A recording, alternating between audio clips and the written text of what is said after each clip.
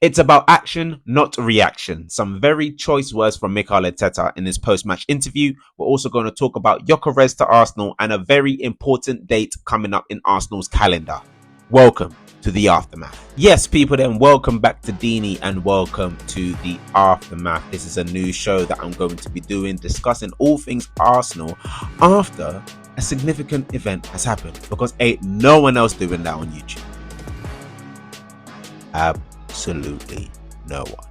But the reason why I chose the word aftermath is because the way I understood aftermath is that it's just an event or events that have happened after a significant event. But then I went on to Google and I looked up what Google might say about aftermath. The consequences or after effects of a significant, unpleasant event. And I can talk about a very significant and unpleasant event that happened on the weekend. It starts with that guard of honor. But before we even get into the Liverpool game, make sure you hit the subscribe button, smash a like on this video, leave a comment down below of what you thought on this video, and let me know your thoughts, Arsenal fans, and what you think. But let's start with that 2-2 draw at Anfield. Now, that Liverpool game actually started on kind of a downer. We were just like, oh, now what? Could the season get any worse? And that was because we found out that Declan Rice was injured and he wasn't going to be playing the game against Liverpool. So we're thinking it's going to be a long day. But news came out today and it says here, and I quote, Declan Rice missed the Liverpool trip on Sunday with a muscular issue believed to be a hamstring strain. It is understood Rice is recovering while there is hope the injury is not serious. Club medics will not take any unnecessary risks with the player. That sounds like to me Declan Rice may not be playing any more football for the rest of the season since it's a hamstring injury, and we are not. With the fact that Saka had his hamstring injury and Havertz may return before the end of the season with his hamstring injury, and they spent long spells on the sideline, so they're not going to risk it with Rice. They're not. He's too important. He's too important. So yeah, don't risk it, Arsenal. Please don't risk it. But let's talk briefly about that Liverpool game, because I mean, it starts well when you think we could almost go 1-0 up and Saka should finish his dinner. Finish your dinner. If you finish your dinner, that changes the whole complexion on the game. And it's a great instinctive free kick, because although Liverpool players run forward, they anticipate what Arsenal are going to do, what we've been doing all season, running in. But Liverpool anticipated that, but we anticipated the anticipation with Saka running late into the box. And if that stays onside, no, he is onside to be fair. So if he finishes it, it's onside, it's a goal, we go 1-0 up, and we started that game brilliantly and we silenced the crowd. And with about 15 minutes gone, we're still in the game, playing well. And then out of nowhere, Liverpool just turned the game on its head within about 2 minutes. And at that point, I'm thinking, oh my Lord, it could go to it could be bad here. I'm thinking it could be absolutely bad here. We'll get to halftime, 0-0, 2-0, head's gone, my head's hurting. Anyway, we get to halftime, 2-0, and you're thinking, what is going to happen at that point? I'm pretty sure Mikel Arteta got into those players at halftime, because we got the reaction that we wanted. Instantly, Martinelli puts us 2-1 up, 2-1. Gets a goal back. Lord have mercy, my head is gone. Gets a goal back with a nice header, actually, and playing it down the middle. It was interesting. Where was that, Mikel? But anyway, I'm not going to get into that too much. Gets a goal back.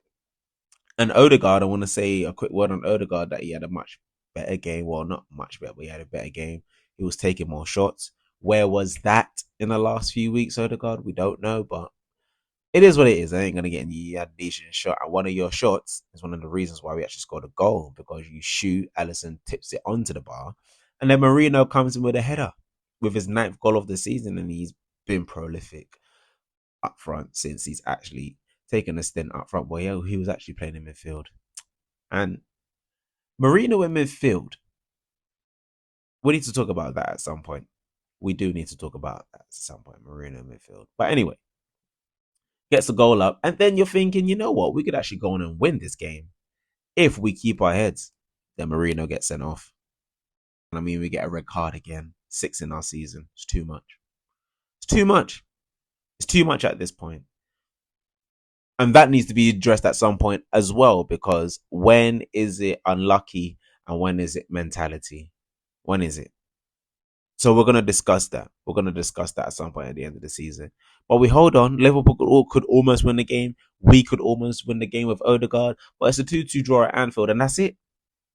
That's it. We're what? A point or two ahead of Newcastle. We face Newcastle next. That's it. The unsignificantness of it, the unimportance of it is the fact that it wasn't the thriller at Anfield that it was meant to be, a potential title decider.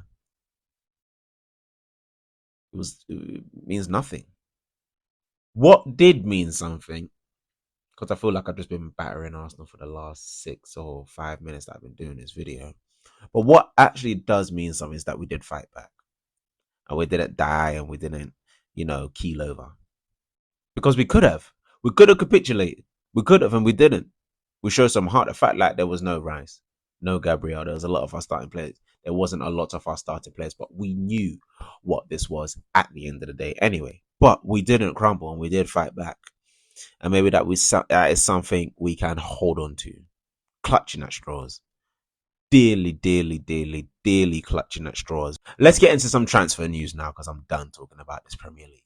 Now, briefly, just before we get into this transfer news, I want to talk about Mikel Arteta's comments that he made after the Liverpool game. And it's going to tie into the transfer news that I'm going to talk about now.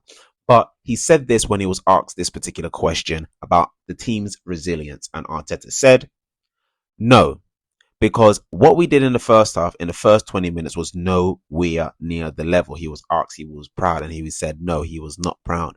He also goes on to say, so to do it after, it's too late. We reacted, great, but the standards within those 20 minutes were unacceptable.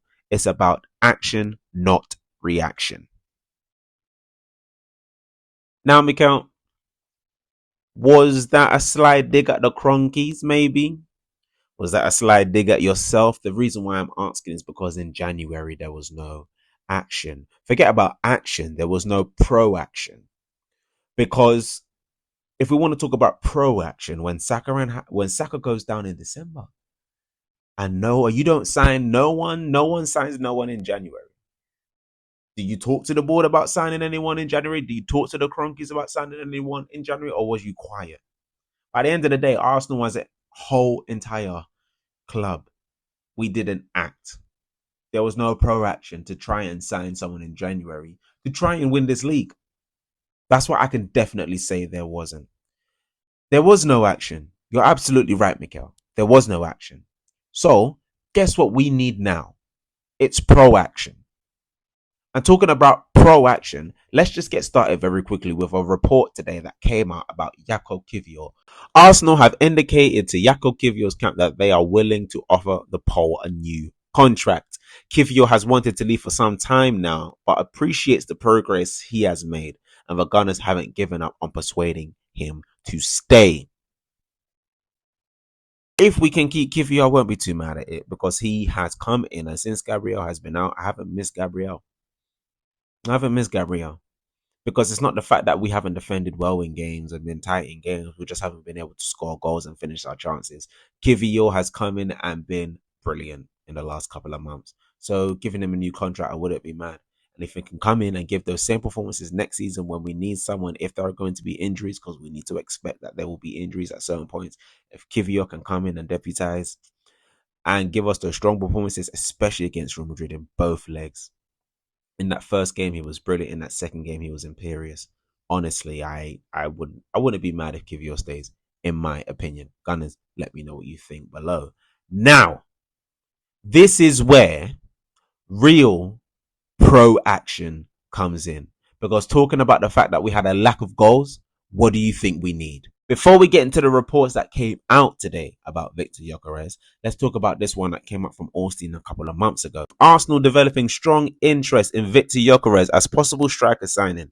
Andrea Berta, firm admirer of the 26-year-old Sporting Lisbon forward, expected to figure prominently among Arsenal options, may be a more realistic option than Isak. And then earlier today, this quote came out. Now, how true this is, I don't know, but I'm going to give it to you anyway. Two of these. Breaking from Oliveira 32 Pablo. Arsenal are close to reaching an agreement with Sporting for Victor Gyokeres around a fee of 80 million euros. Another post came out today from Sebastian Vidal. Exclusive. Victor Gyokeres is getting closer to Arsenal. An agreement between the player and the Gunners is close to being reached. A 70 million euro offer has been submitted to Sporting. Manchester United interested, but sees the trail going cold and will have to react quickly if they want to sign Gyokeres.